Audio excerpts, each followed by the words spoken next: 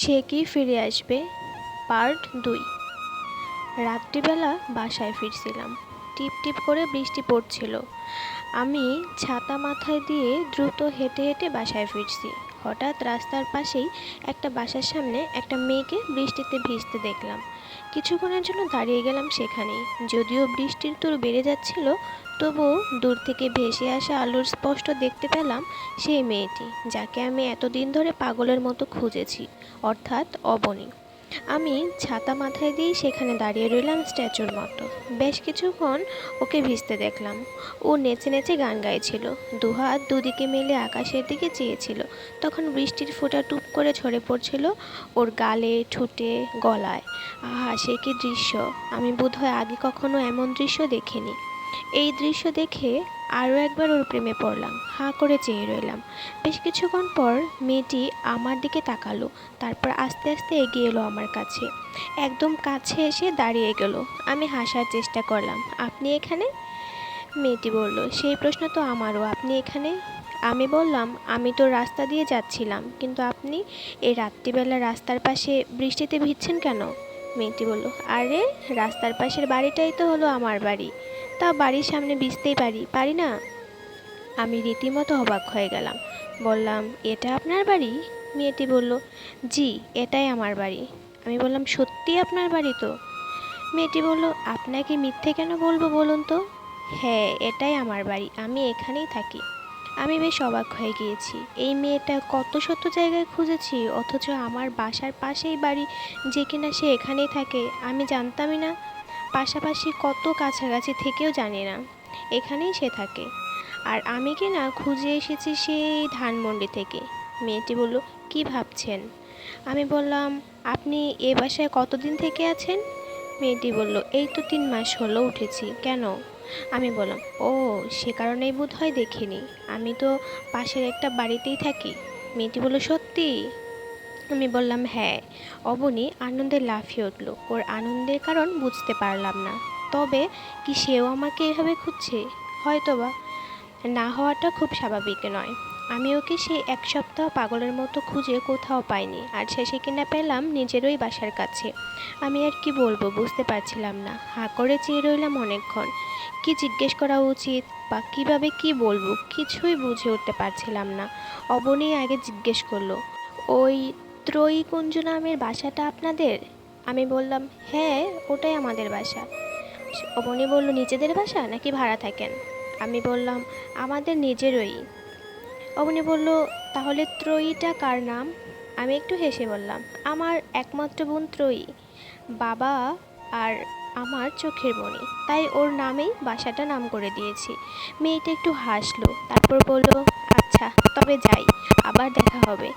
এই এলাকায় থাকি যখন, কোনো সমস্যা নেই, আবার দেখা হবে। এরপর আর কী বা বলার থাকে?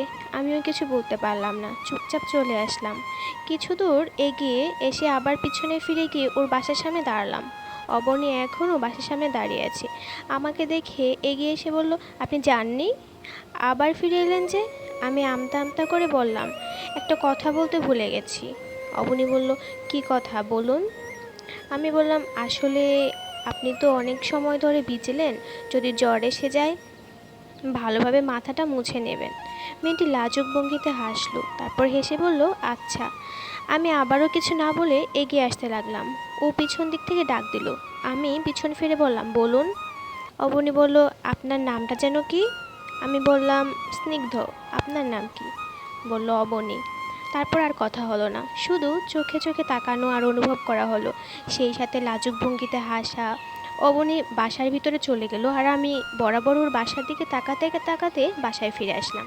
এই ছিল অবনীর সাথে আমার পরিচয়ের গল্প। বাসায় আসার পর থেকে শুয়ে শুয়ে ছটফট করছি। এমনিতেই গত সপ্তাহ ওকে খুঁজেছি, হয়রান হয়েছি। আজ বৃষ্টিতে স্নান করতে দেখে আরও বেশি প্রেমে পড়ে গেলাম। এখন কিভাবে ওকে বলবো সেটাই ভেবে পাচ্ছি না। এই যন্ত্রণা নিয়ে তো আর থাকা যাবে না। বাহিরে খুব জোরে বৃষ্টি হচ্ছে, আমার মনেও ঝড় বয়ে চলেছে। কিছুতেই ওকে মুহূর্তের জন্য ভুলে থাকতে পারছি না। সেদিন কফি শপে এসে থ্যাঙ্কস না বললেই তো হতো, ওটা বলেই প্রেমে পড়িয়ে দিয়ে গেল। পাগলি মেয়ে একটা। সারা রাত ছটফট করে কাটালাম। সকাল হতেই উঠে বেরিয়ে আসলাম বাইরে। ওর বাসার সামনে এসে উকিঝুঁকি মারতে লাগলাম। গত রাতের ব্যাপারটা মনে পড়ছে। কী যে মিষ্টি লাগছিল ওকে, কিন্তু ওকে পাবো কোথায় এখন? কোনটা ওর ঘর আর কোনটা ওর ঘরে জানালা তাও তো জানি না। এমন সময় অবনীও বেরিয়ে এসে আমাকে দেখে হেসে দিল, কিন্তু আমি হাসতে পারলাম না। আমার মোটেও হাসি পাচ্ছে না। সারা রাত ঘুমোতে দেয়নি মেয়েটা। কী যে অস্থিরতায় ছিলাম। এখন ওকে ভালোবাসি বলা উচিত। আমি সারা রাত ছটফট করছি ওর জন্য। তাই আর এক মুহূর্ত দেরি না করে গিয়েই ওকে সোজা বলে দিয়েছি, আই লাভ ইউ। অবনী অনেকক্ষণ কথা বলতে পারলো না। দেখলাম ও চোখ ছলছল করছে। আমি ওর চোখের দিকে তাকাতেই এক ছুটে বাসার ভিতর চলে গেল। আমি চেয়ে রইলাম ওর বাসার দিকে। বাড়ির সব জানালা ওর মুখটা খুঁজতে লাগলাম। অবনীকে দেখা যাচ্ছে না কোথাও। কেন এভাবে চলে গেল মেয়েটা? এখন তো কিছুই বুঝে উঠতে পারছি না। কিন্তু ওকে ভালোবাসার কথাটা জানাতে পেরেছি, এটাই অনেক। ওর উত্তরটাও আস্তে আস্তে জানা যাবে। আমি জানি অবনী কোথাও থেকে লুকিয়ে লুকিয়ে আমাকে দেখছে, কিন্তু ওকে কোথাও দেখতে পেলাম না। অনেকক্ষণ পর রোদ উঠে গেলে বাসায় ফিরে আসলাম। নাস্তা করে আবারও গেলাম ওর বাসার সামনে। অফিসে যাব এখন। সারাদিন হয়তো আর দেখা হবে না, তবুও তীর্থের কাকের মতো অধীর আগ্রহে চেয়ে রইলাম ওর বাসার দিকে। লোকজন দেখলে খারাপ ভাবে, তাই বেশিক্ষণ দাঁড়ানোও গেল না। হতাশ হয়ে অফিসে চলে গেলাম। অফিসে পুরোটা সময় ছটফট করে কাটালাম। ওই মেয়েটাকে মনের কথা জানিয়েও কিছুই হলো না। কীভাবে যে আবার দেখা হবে তাও বুঝে উঠতে পারছি না। বাসায় ফেরার সময় ওর গেটের সামনে 5 মিনিটের জন্য দাঁড়ালাম। একটু কাছে একটা ছোট্ট চায়ের দোকান ছিল, সেখানে বেঞ্চিতে বসে চা খেলাম। পরপর 3 কাপ। এমন সময় একটা ছোট্ট ছেলে এসে একটা চিরকুট ধরিয়ে দিল। ওতে লেখা, কাল ভোরে বাসার সামনে আসবেন। চিরকুটটা দেখে একবার তাকালাম ওর বাসার দিকে। একটা জানালায় উকি দিল অবনী। দেখে অনেক প্রশান্তি লাগলো। খুশি মনে বাড়ি ফিরে এলাম। বারবার চিরকুটটা দেখতে লাগলাম। বেশ গুছানো হাতের লেখা, সুন্দর আর স্পষ্ট। কাগজটা নাকের কাছে নিয়ে তার ঘ্রাণ শুকলাম অনেকক্ষণ। এটা আমার অবনীর হাতের লেখা। কী যে আনন্দ হচ্ছে তা বলার মতো নয়। কিন্তু অবনীর চোখে পানি এসে গেছিল কেন? ঠিক কী কারণে ও কেঁদেছিল সেটা বড্ড জানতে ইচ্ছে করছে। ফেসবুকে ঢুকে অনেক ঘোরাঘুরি করলাম। বাংলা ইংলিশ উভয় নাম দিয়ে সার্চ দিয়েও অবনের ছবি দেওয়া আইডি খুঁজে পেলাম না। বেশ অস্থির ফিল করছি। রাতটা যে কীভাবে কাটবে বুঝতে পারছি না। থাকতে না পেরে উঠেই পড়লাম বিছানা ছেড়ে। একবার ওর বাসার দিকে যাব। একটাবার যদি ওকে দেখতে পাই এক পলকের জন্য, তাতেও শান্তিতে অন্তত রাতটা ঘুমোতে পারবো। ওর বাসার সামনে এসে কিছুক্ষণ দাঁড়ানোর পরেই জানালায় অবনীর মুখ দেখা গেল। এক পলক দেখেই শান্তি লাগলো ভিতরে। আর দেখা যাচ্ছে না, জানালা বন্ধ হয়ে গেছে। কিন্তু অবাক হয়ে খেয়াল করলাম গেট খুলে বেরিয়ে এসেছে অবনী। এই পার্ট এ পর্যন্তই শেষ। আবার নেক্সট পার্ট দিব। গল্পতে ভুল ত্রুটি হলে ক্ষমার দৃষ্টিতে দেখবেন। আর গল্পটা কেমন লাগতেছে অবশ্যই জানাতে ভুলবেন না কিন্তু। ধন্যবাদ সবাইকে।